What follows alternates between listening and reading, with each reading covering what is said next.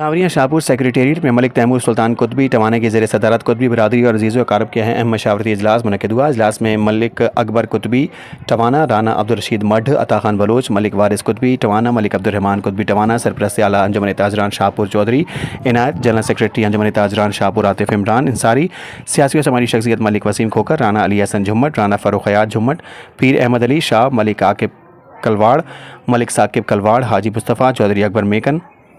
Sheikh شکو، Yusuf Khan Baloch, Zafar Khan Baloch, Chaudhry